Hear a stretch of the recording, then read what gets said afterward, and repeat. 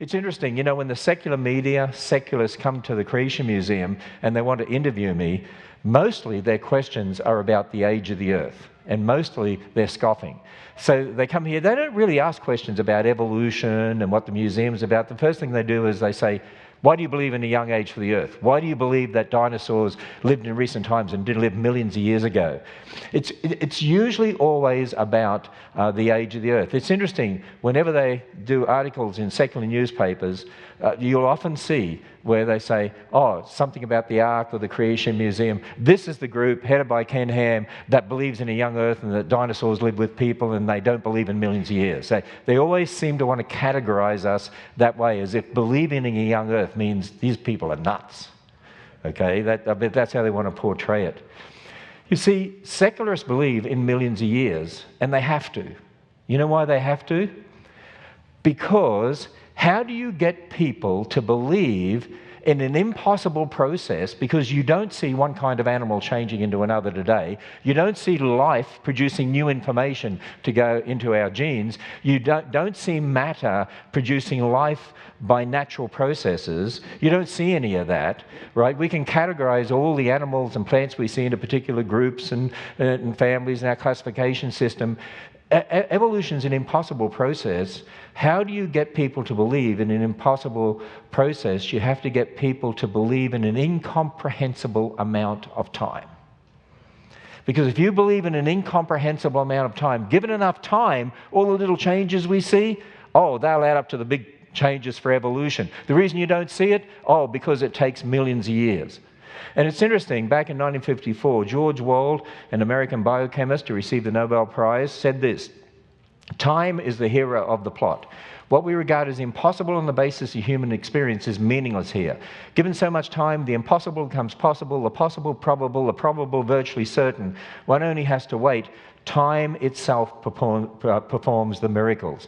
And so, really, for the secularists, time is one of their gods, because it performs the miracles. And I'm going to say to you, and I already did a session on this week, on Tuesday, when we talked about one blood, one race, and did a section on genetics, you can have all the time you want, but you will never find an example where matter produces brand new information to get added into the genome, because natural selection, adaptation, acts on the genetic diversity already present in living creatures. You never see new information being generated to evolve one kind into another. You can have all the time in the world, and you'll never see matter generating an information system and a language system. I'll talk about that tomorrow, that we have in DNA.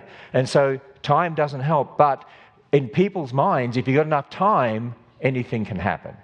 And that's why it's interesting. You take people like Richard Dawkins, that famous atheist, and I've seen people interviewed by him and seen him on panels and so on. If you say to him you don't believe in evolution, you don't believe people came from ape-like creatures, he'll mock you and say, oh yeah, but you're wrong, and so on. But you tell him you believe in a young earth, a young universe, and you reject millions of years, he'll go berserk.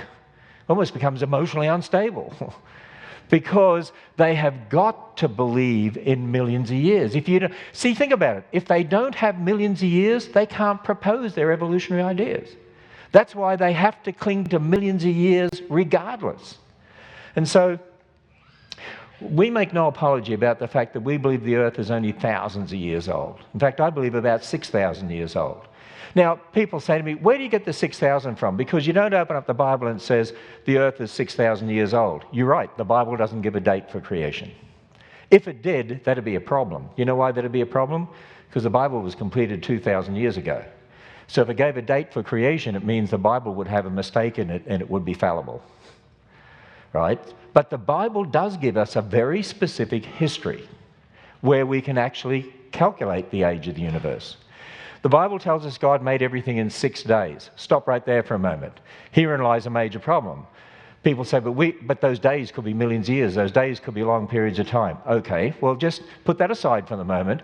If those days really were 6 24-hour days, if God actually created in 6 24-hour days, and on day 6 he made Adam, And then we learn, as we read in the genealogies there, like in Genesis 5, we learn that Adam had a son, Seth, at 130, and then Seth fathered Enosh at 105, and Enosh fathered Kenan at 90, and Kenan fathered, I don't know how to pronounce it, Mahalalel or whatever it is, at 70, and then he fathered Jared at 65, and Jared fathered Enoch at 162, and Enoch fathered Methuselah at 65, Methuselah fathered Lamech at 107, Lamech fathered Noah at 182, and so it goes on. And you've got those very specific genealogies, and you can add up all the dates. And when you do, and you get to Noah, the flood, and then you get to Abraham, and from Abraham to Christ, and then from the babe in a manger, that time to today, it adds up to about 6,000 years. So that's where we get the age of the earth from. Okay, the Bible gives us a very specific history. You know why that history is there, by the way? To show that we're all descendants of Adam. To show that God protected the seed of the woman that he promised in Genesis 3:15, so the Savior would come when God stepped into history to be a man, to die on a cross and be raised from the dead. It's to show that God fulfills his promises and to show the real history and that we're all descendants of Adam and Eve. So that history is very important. By the way, some people will say to you, oh yeah, but in the New Testament, those genealogies have gaps in them. Well, of course they do in the New Testament. They're only summaries in the New Testament. You've got to go to the Old Testament to get the specific genealogies and the details. So if those days are 6 ordinary days, and that history is true, then the age of the earth and the universe, starting from the Bible, is 6,000 years.